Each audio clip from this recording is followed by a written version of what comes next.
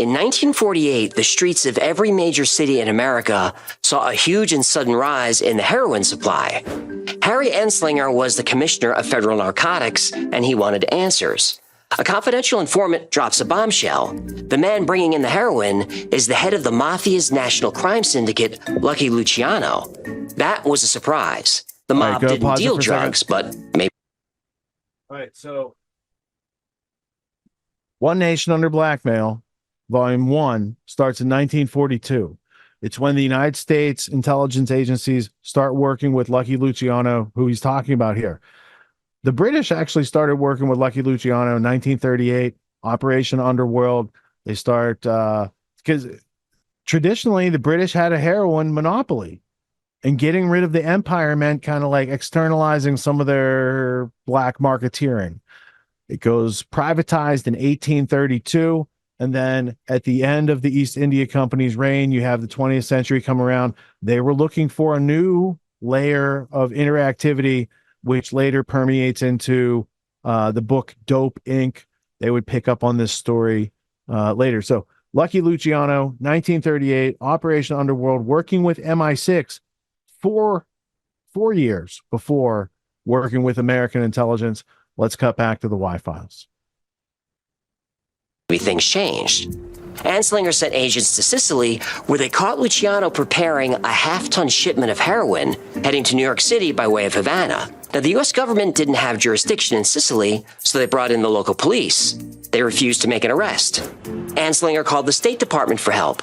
After a few transfers, his call is finally connected to the U.S. Embassy in Palermo. A young man picks up the phone and says, "Sorry, Commissioner, have your agents stand down. Lucky's with us." Anslinger was confused.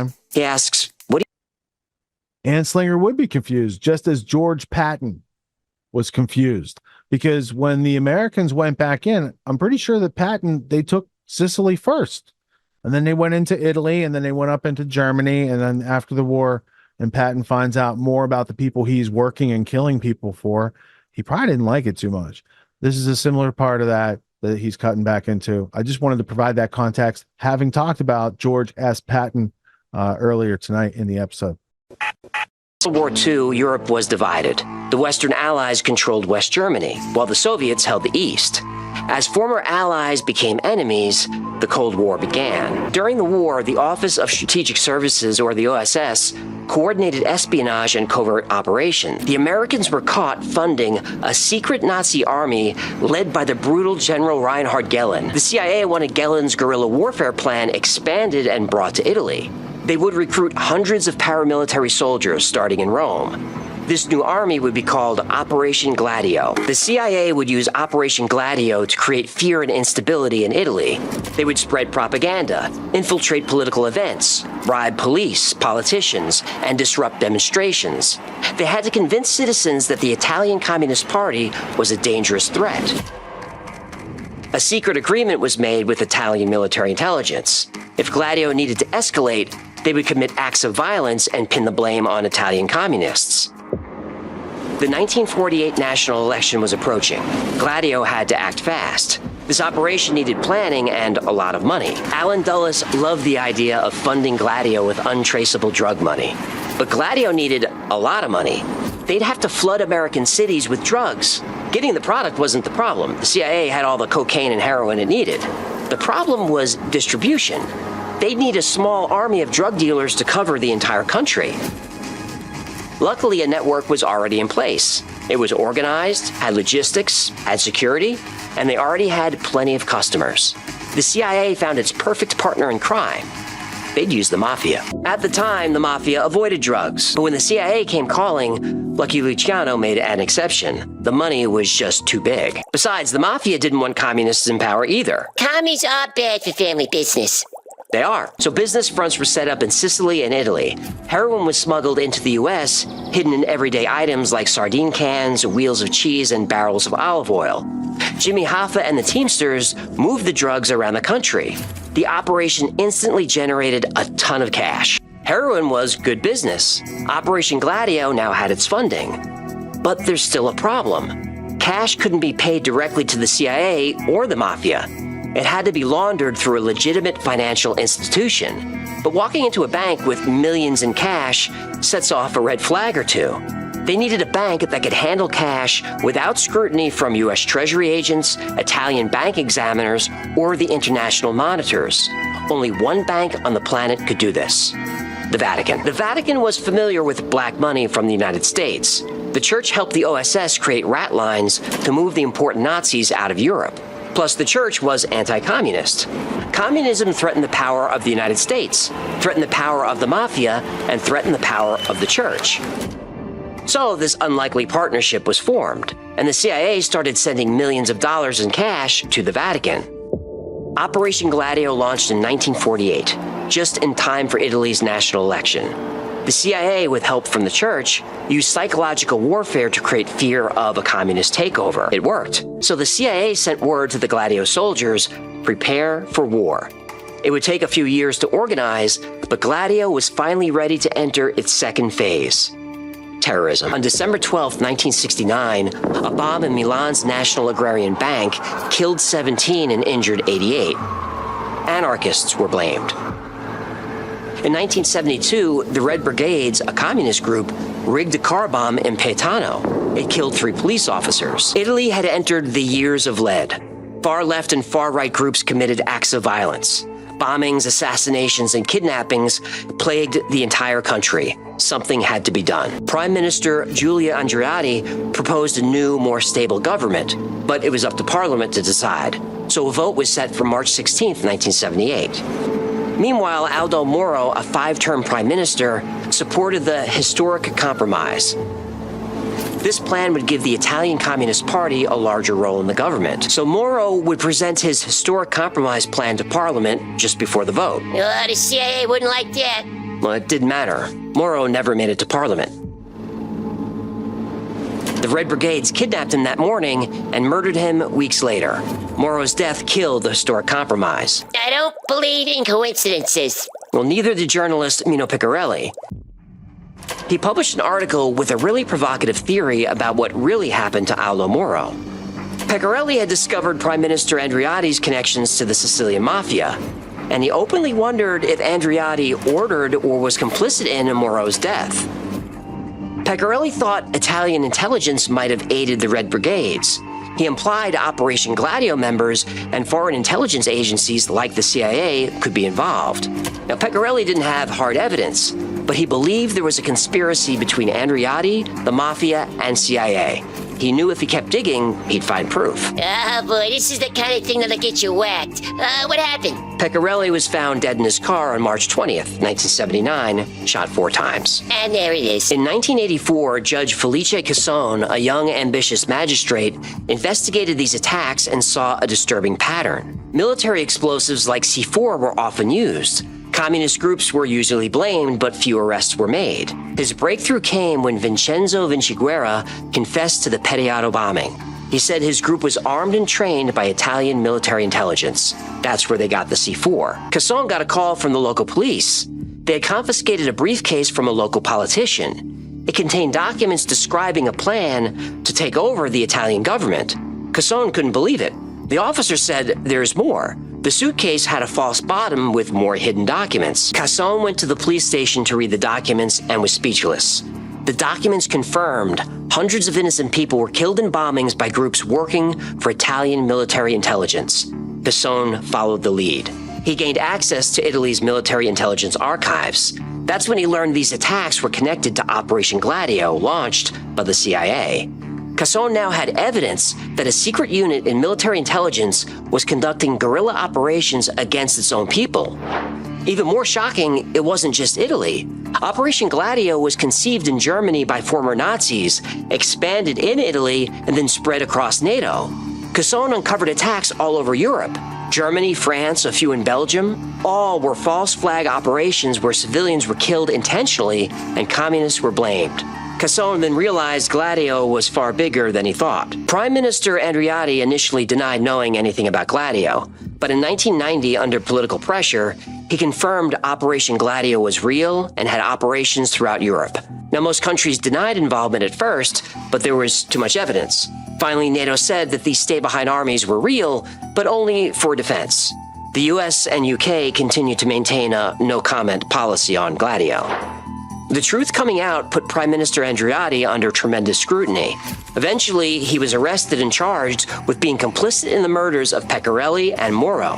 After multiple trials and appeals, he was acquitted for lack of evidence and cleared of all charges. Andreotti oversaw Operation Gladio in Italy.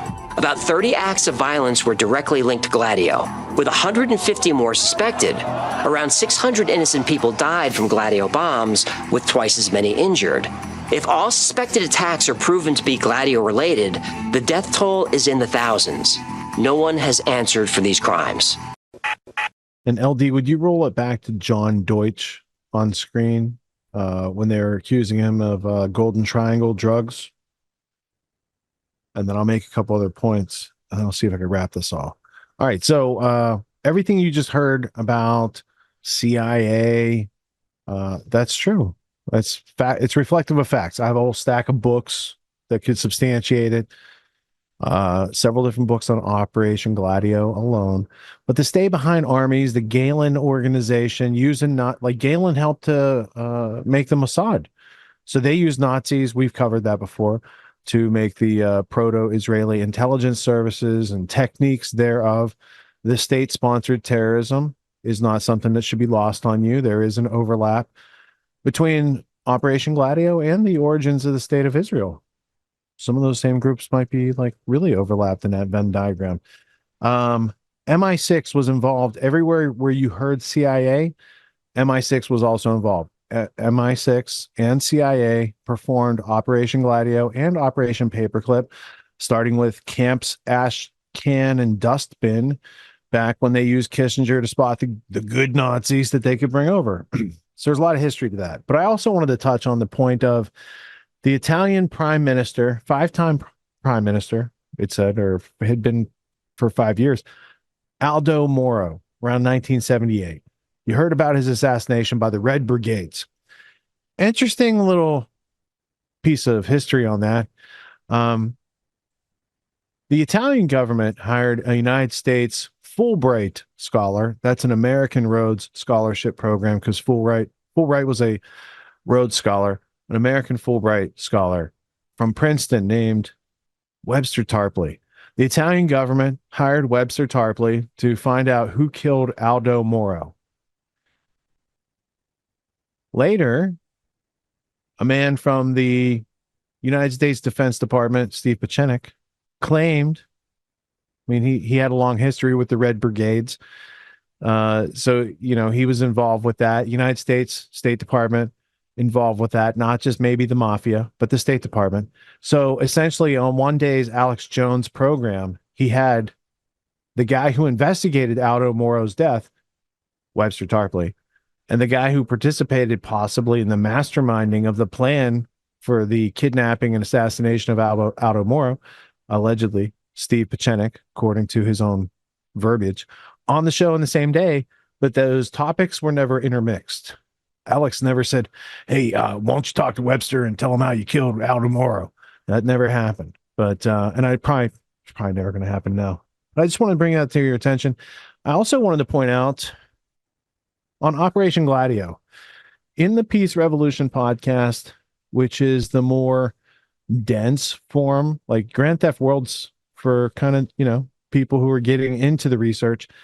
Peace Revolution is where the research is. So if you find the episodes on Operation Gladio, it would start with JFK, start listening forward to the British elephant in the American living room, learn about America and the Great Game, A Strategy of Tension. Episode 83 is how long?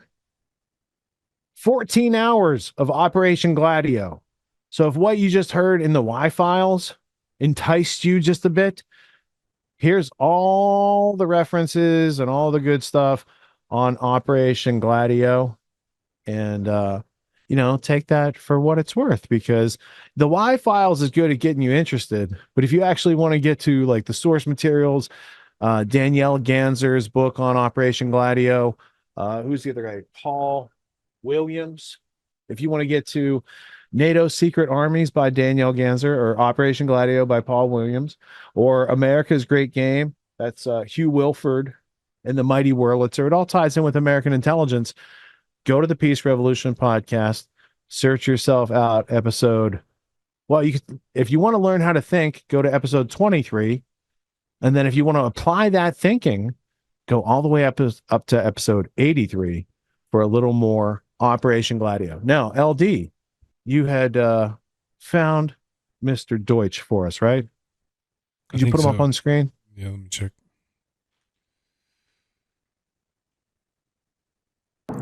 As you know, as well as everyone else, that the CIA has been dealing drugs throughout the world and bringing drugs into this country since Vietnam's war. You brought them in here in body bags. You were in the Golden Triangle. So you're going to come in this community and insult us and tell us that you're going to investigate yourself? That's you got to be crazy. Deutsch. Go ahead, pause it. Okay, so the on screen CIA director John Deutsch, he kind of has the what are they call that, the smile, like the duping Duper's delight. Zoom didn't want me to talk about that, LD. Did you see me go away there for a second? The whole thing shut down and restarted. My computer kicked me out of the Zoom call. No, well, it happened here too. So John Deutsch was answering questions about CIA drug running. This is in relation to Gary Webb prior to Gary Webb's death. Mike Rupert is questioning him as well as the crowd there. It's very incendiary. If you look over here, John Deutsch, back in 1998. Now, after that hearing, where'd my spectacles go? I lost my glasses. But somewhere along the line here, oh, here, there. We have John Deutsch, because he wrote that famous article on catastrophic terrorism. Right here, John Deutsch.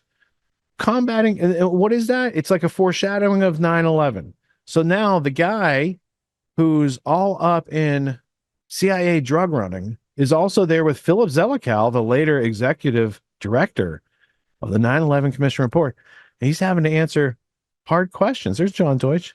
Hard questions about the drug traffickers. Interesting, right? The drug traffickers, the arms dealers, they might be they, them, those.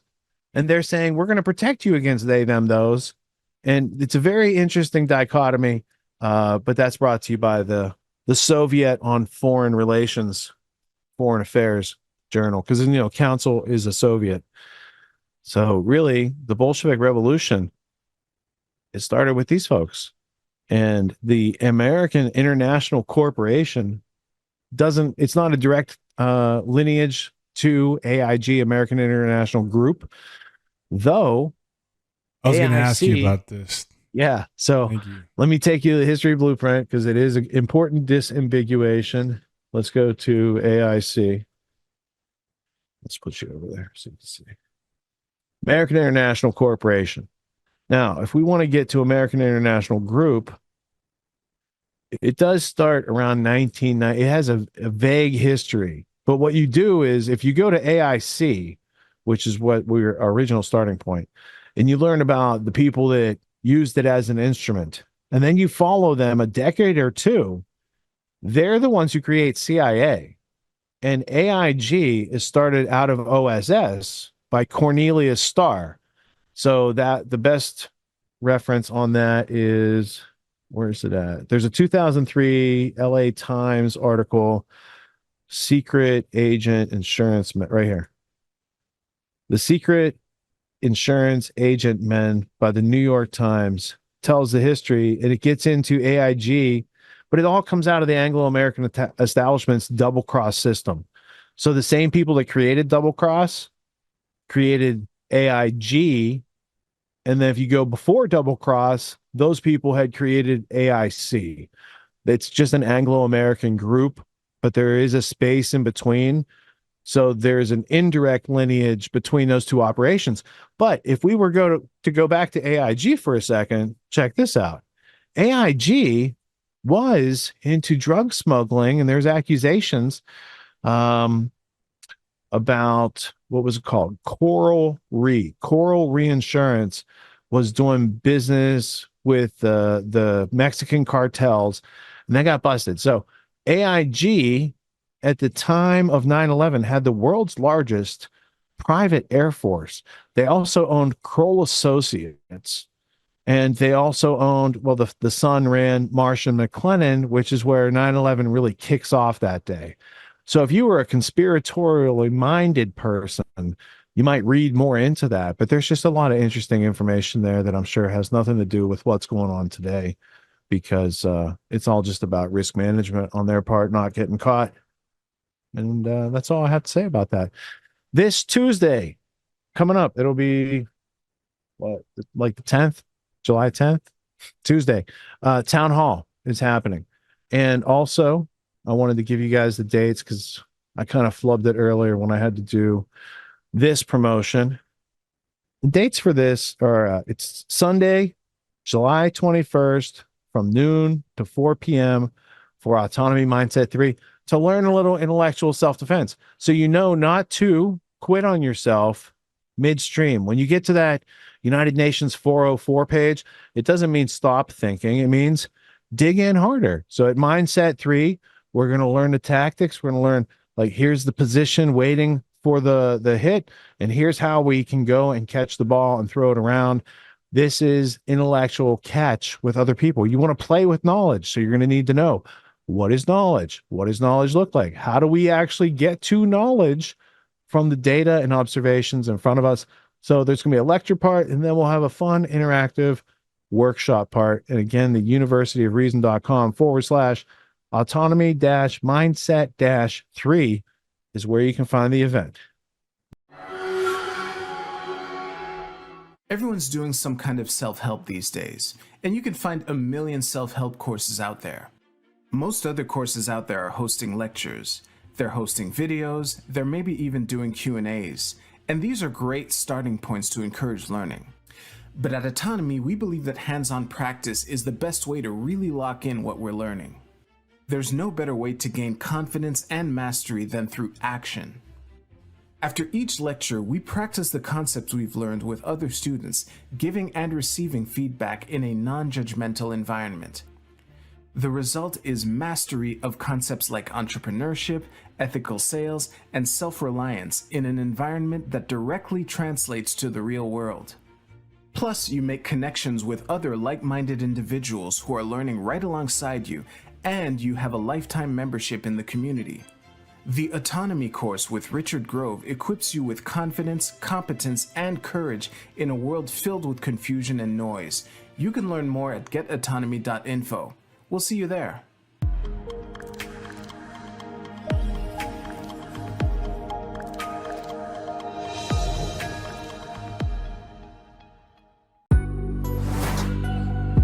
What makes the Grand Theft World podcast unique, invigorating, exciting, and informative? Most other podcasts out there are either doing straight up interviews or they're just covering the daily news. They're covering current events from the day they happened. And that is effective. It's useful.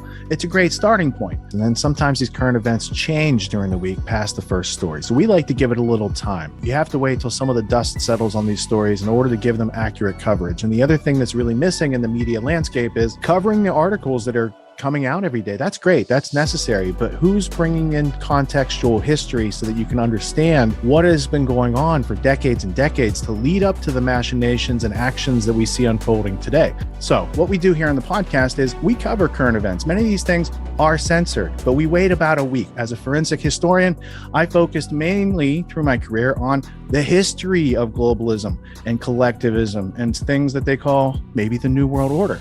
There's a lot of facts to these sort of circumstances, groups, events, activities, working groups that they've had over time. So for Grand Theft World listeners, we not only break down the current events, most of which that are censored during the week, we provide you with contextual history, we give you the source notes, the references, we do deep dives, and this really empowers you with an understanding of context and history so that you can make more informed decisions in your life. There's also a community, a membership where you guys can actually ask questions and we can get into the show and we can share evidence. And there's a town hall weekly for Grand Theft World for those who listen to it and are interested in covering the stories that we don't get to during a 6-hour show. Listening to it an hour a day, you could easily consume the week's news, but you're going to have substance and meaning and context and understanding. And with that, you can make higher quality decisions in your life. So if you're interested in more quality in your life, go to grandtheftworld.com, click podcast at the top, and we'll see you there. Thank you. These allegations are false. This isn't Grand Theft Auto, folks. This isn't a video game. What are the most surprising things that you discovered once you started pulling on that thread? Who he was connected to, what institutions he was influential over, what events he participated in? Come on, man. What are we talking about? Come on, man. No. You don't have to think about it, dude. I got this quote because you said you didn't know much about Klaus Schwab. I made it my job to, as soon as this happened, I'm like, okay, this guy's their front man. Let me learn about the official history of the World Economic Forum.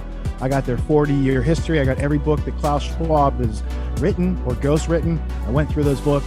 This is one of the most interesting passages. Come on, man.